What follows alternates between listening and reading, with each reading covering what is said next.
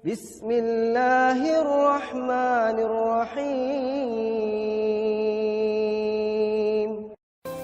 Janji Allah kepada orang yang berdoa. Makanya doa itu benar-benar senjata orang mukmin, melebihi senjata apapun yang dimiliki oleh seseorang. Paling dahsyat itu kalau punya doa.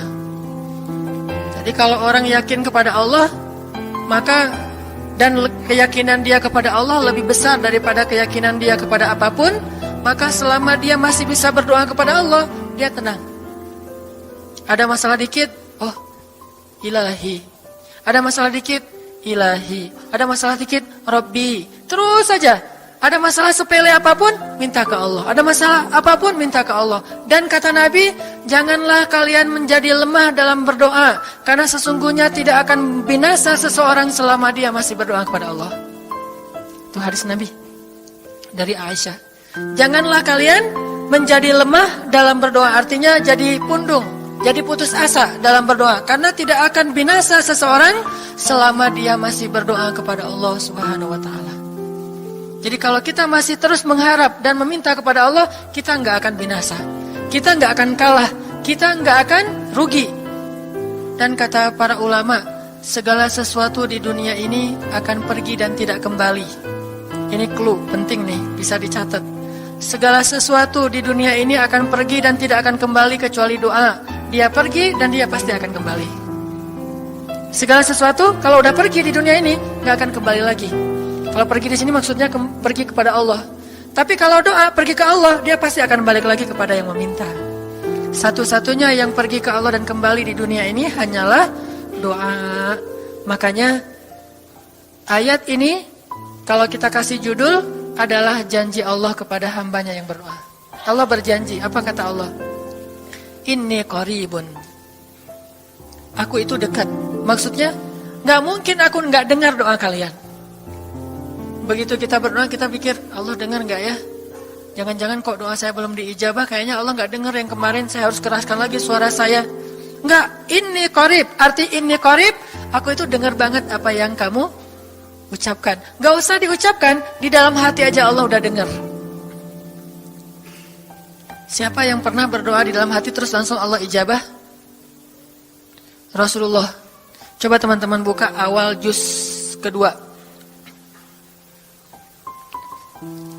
Ayat surat Al-Baqarah ayat 144. Itu gara-gara Nabi ada harapan di dalam hati tapi gak berani ngomong gitu ke Allah. Cuma dipendam di dalam hati doang. Tapi langsung diijabah oleh Allah. Ayat surat Al-Baqarah ayat 144. Allah berfirman, Qad nara taqalluba wajhika fis samaa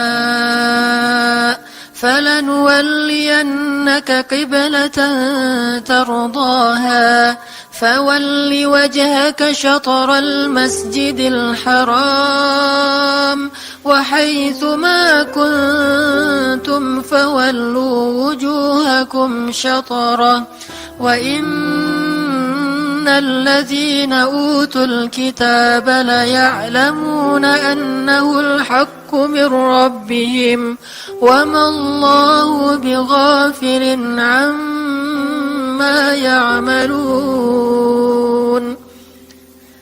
Jadi ceritanya, orang Yahudi suka menghina kaum muslimin gara-gara orang Islam kalau sholat waktu itu masih menghadap ke Al-Aqsa, Palestina. Jadi kata orang Yahudi itu, lihat orang Islam mah fake, suka niru.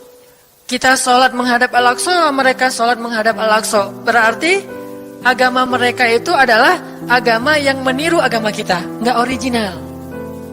Sering diperolok-olok, setiap kaum muslimin sholat dihina sama mereka. Akhirnya Nabi ngerasa sedih. Wah, gimana ya caranya? Sehingga setiap sore Nabi berdiri di suatu bukit, kemudian lihat ke langit. Cuman nggak ngomong, gini aja ke langit. Membatin. Bayangin, pernah nggak teman-teman membatin ke Allah? Ini yang harus kita coba lakukan. Belajar membatin kepada Allah. Itu romantis banget. Jadi duduk sendiri. Allah, ngomong gitu dalam hati. Dan yakinlah ini qarib, Allah tuh dengerin. Jangan pikir saya kayak ngomong sendiri, kayak orang kurang waras. Enggak, Allah itu mendengar. Jadi kita batin aja sama Allah, ngomong dalam hati, ya Allah, saya tuh lagi gini, ada masalah. Ngomong dalam hati kita, please Allah, please, gitu ya. Nah, itu kalau kita membatin, inni qaribun wa asirru qaulakum aw ijharu bih innahu alimun bidzatis sudur.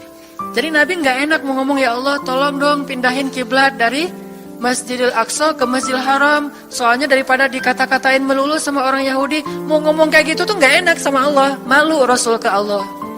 Masa kiblat aja minta dipindahin. Akhirnya Nabi cuma ngelihat ke langit aja tiap hari. Udah selesai, pulang. Besok lihat lagi ke langit. Turunlah ayat ini. Sesungguhnya kami telah melihat bagaimana kamu selalu menengadahkan wajahmu ke langit. Maka kami palingkan kiblat ke arah yang kamu sukai. Coba lihat. Turun wahyu untuk merespon doa Nabi yang bahkan belum diverbalkan. Belum diucapkan dengan kata-kata, tapi Allah udah ngerespon. Gimana caranya biar kita bisa kayak gitu? Lihat seorang cewek cantik, kayaknya kerudungnya solehah gitu ya. Kuliahnya di UIN misalnya. Atau di pesantren mana gitu. Ternyata pas kita tanya-tanya ke teman-teman kita, oh dia tuh lagi belajar Al-Quran di masjid. Sekarang lagi hijrah banget. Bahkan udah hafal juz amma, juz 30, Masya Allah. Terus dalam hati, aduh, ini kayaknya cocok menjadi ibu bagi anak-anak saya. Wih. Tapi dalam hati kan gak berani ngomong nih. Tiba-tiba dapat berita, dia masih jomblo juga loh, belum ada apa-apa, gak ada ikatan sama siapa-siapa. Oh gitu, membatin lagi, ya Allah, bisa gak ya saya datang ke rumah dia. Tiba-tiba kita ngelewat, ketemu dia lagi benerin motor, lagi parkir motor depan rumah dia. Si Neng itu ternyata rumahnya di sini. Ternyata tetangga. Ada aja jalan tuh Allah mempertemukan. Allah tahu isi hati kita. Bisa nggak caranya sespontan itu? Gampang. Pengen sesuatu, Allah kasih. Padahal kita belum minta. Ini kan keajaiban doa nih. Cuman kita seringnya ngerasa udah minta berkali-kali kok nggak dikasih-kasih. Kita belajar sekarang. Rasul nggak usah minta pakai verbal, cuman membatin doang dalam hati, Allah udah ngasih. Pernah nggak teman-teman ngerasa kayak gitu? Ada kepengen sesuatu, tiba-tiba terwujud. Pernah kan? Tapi kepengennya yang baik-baik. Pengen misalnya, aduh, saya pengen banget umroh, cuman mau ngomong kayak gitu mah, saya mah orangnya kayaknya nggak mungkin bisa umroh kalau ngandalin harta. Orangnya nggak mampu, kerjanya juga pas-pasan, gimana mau umroh untuk makan aja susah. Tapi pengen banget dalam hati kita. Dan itu rindunya tuh rindu banget. Setiap kali ngelihat video atau tayangan di TV tentang umroh dan haji, menitikkan air mata. Saking kangennya ke Baitullah. Allah tahu itu dalam hati kita. Tiba-tiba ada jalan. Ada aja jalannya. Dan bisa dikasih sedekah, bisa juga hadiah, bisa juga door prize, bisa juga macam-macam. Pokoknya ada jalan aja, tiba-tiba bisa umroh. Dan saya sering banget membawa orang umroh. Di antara jamaah itu selalu ada 1 atau 2 orang yang umrohnya itu miracle, keajaiban dari Allah. Ketika saya cari tahu alasannya apa, ternyata emang dia dari dulu pengen banget umroh. Cuman gak bisa ngandelin hartanya, Allah kasih jalan yang lain. Bukankah Allah itu memampukan yang diundang, bukan mengundang yang mampu? Kan itu yang sering kita dengar kan? Allah tidak mengundang yang mampu, tetapi memampukan yang diundang. Kalau udah Allah undang, pasti mampu. Kalau Allah nggak ngundang, walaupun dia mampu nggak akan bisa. Jadi Allah bukan mengundang yang mampu, tetapi memampukan yang diundang. Sehingga kita kalau hati kita kayaknya pantas diundang, Allah undang tuh. Begitu juga dalam urusan rezeki. Aduh, saya pengen kerjaan yang kerjaannya itu lebih halal, lebih nyaman, bisa sholat berjamaah tepat waktu, ada waktu juga buat keluarga, bisa juga berdakwah ke teman-teman. Akhirnya membatin kita itu karena kuat banget, Allah wujudkan. Ini artinya Allah qaribun, Allah maha dekat. Sehingga kalau kita pengen doa kita itu powerful, belajar dari as-siqah billah. Tips pertama adalah as-siqah billah. Percaya deh sama Allah.